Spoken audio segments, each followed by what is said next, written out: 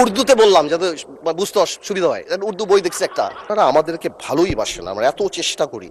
মাননীয় প্রধানমন্ত্রী তারেক রহমান সাহেব বাংলাদেশের ইতিহাসের সবচেয়ে খারাপ সময় বাংলাদেশের দায়িত্ব নিয়েছে। বাংলাদেশের প্রধানমন্ত্রী তারেক রহমান সাহেব যখন গণতন্ত্র ক্ষতবিক্ষত, তখন বাংলাদেশের দায়িত্ব নিয়েছে যখন the whole country system is completely corrupted. এখন প্রশ্ন হলো,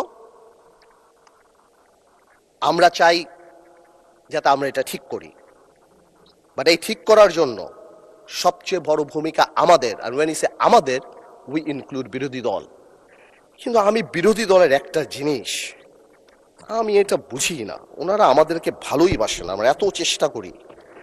ওনারা বলে না, আমি বলে না, মাননীয় স্পিকার বলে না, তুম হামসে মোহাব্বত করো হাম বেওয়াফা নেহি করেঙ্গে। না না মানে বলে বলে উর্দুতে বললাম যাতে বুঝতে সুবিধা হয়। উর্দু বই দেখছি একটা, আমি একটা উর্দু বই দেখছি, ওই যে পিছিয়ে উর্দু বই একটা। একটু বল, আর আপনাদের সাথে কমিউনিকেট করতে, এনিওয়েজ আমি আপনাকে কল করি, will talk about it later. আচ্ছা, এখানে বসে স্পেশালি আমাদের বিরোধী নেতা শফিকুর রহমান সাহেব এত সুন্দর কথা বলে, অর্ধেক তো একদিকে ফ্যানই হয়ে গেছে ওনার কথার। উনি এত সুন্দর করে বলেন, আসুন না, কেন না আমরা এটা করতে পারি না, কেন না আমরা এটা করতে পারি না। মাননীয় স্পিকার, বিএনপি ফ্যাসিবাদীর রাস্তা ধরে হাঁটা শুরু করছে শফিকুর রহমান। বিড়ালের মতো বাঁচতে চাই না, সিংহের মতো বাঁচতে চাই। মানুষ আশরাফুল মাখলুকাত আল্লাহ বানাইছে, আমরা সিংহ বিড়াল হয়ে যাচ্ছি। সংস্কার পিছিয়ে গেল, অভ্যুত্থানের প্রস্তুতি হবে। জিয়া পরিবার থেকে মানুষকে মুক্ত করার ঘোষণা।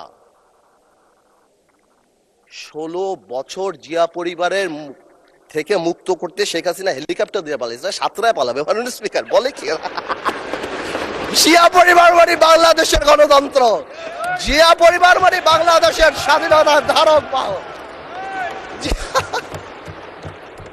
জিয়া পরিবার মানে বাংলাদেশের স্বাধীনতার ধারক বাহক। এখন জিয়া পরিবার মানে গণতন্ত্রের এখন কেন্দ্রবিন্দু। জিয়া পরিবারে ভাগাবে আল্লাহ। আওয়ামী লীগ সরাতে 16 বছর, আপনাদের সরাতে 16 দিন লাগবে না। এই সব কথা বলার পরও যেই আমরা একটু অ্যাটাকে যাই, আসুন আমরা সবাই এক হয়ে যাই, এই ডাবল স্ট্যান্ডার্ড করে লাভ হবে না। আমি বিরোধী দলের নেতাকে সম্মানের সাথে বলতে চাই, আপনি আপনার ঐক্য আপনার দলে ক্লাস নেন।